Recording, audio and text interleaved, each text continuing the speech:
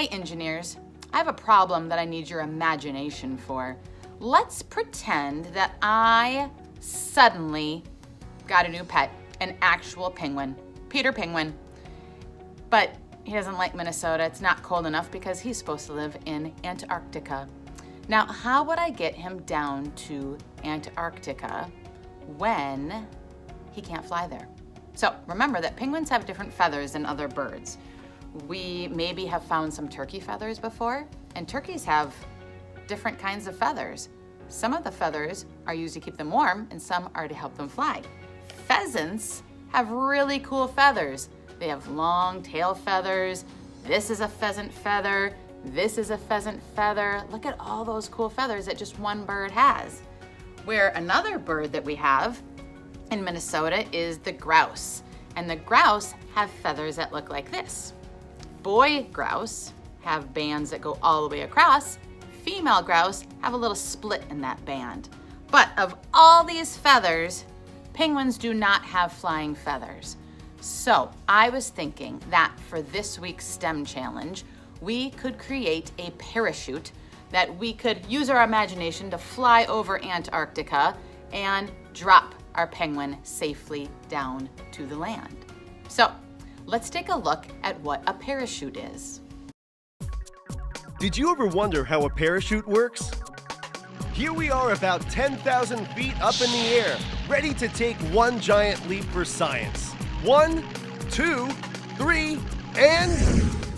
Right now we're really falling fast. In fact, at about 100 miles per hour, you could say we're plummeting. The reason why we're falling so fast is the Earth's gravity has a hold on us, and it's pulling us down. In our position, the best way to counteract the effects of gravity is to pull the ripcord on your parachute. See, as the parachute above us expands, it catches air, and the force of that air pushing against our parachute creates a lot of air resistance. As you can feel, the air resistance is really strong. So much so that it equals the pull of gravity, and the two cancel each other out. We're still heading to Earth, but instead of plunging downward at 100 miles per hour, we're softly floating through the sky at a speed of around 10 miles per hour. So even though we jumped at 10,000 feet, thanks to air resistance, our landing feels more like we jumped off a 4-foot wall. So for this week's STEM challenge, you need to make a parachute that will safely get a stuffed animal or a toy animal safely down to the ground. Here are your directions. For the Build a Parachute challenge, you are to design and construct a parachute to safely drop an animal to a target. The materials you can use are stuffed animals or toy animals, paper plates, tape, coffee filters, straws, yarn, napkins, really any type of materials that you can think of that would be useful in your constructing. All right, so for my supplies for the Make a Parachute STEM challenge, I'm going to use Peter Penguin. I've got some straws, some cotton balls, paper plates, coffee filters, a hole punch, a cup, tape, scissors, marker, and some paper, and some yarn. Let's see how it turns out. Okay. Are you ready to see my parachute? I maybe got a little carried away with it. I hope it works. Here's how it turned out. There is Peter Penguin, ready for a flight.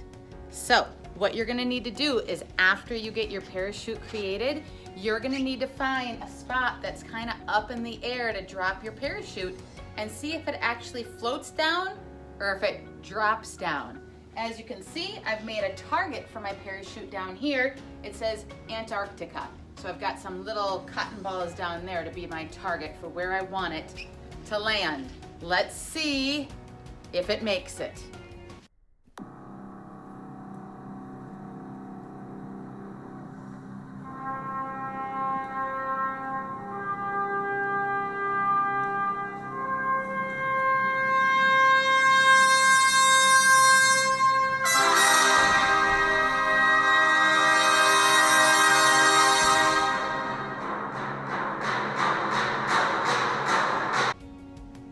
Okay, so this didn't quite keep poor little Peter Penguin safe.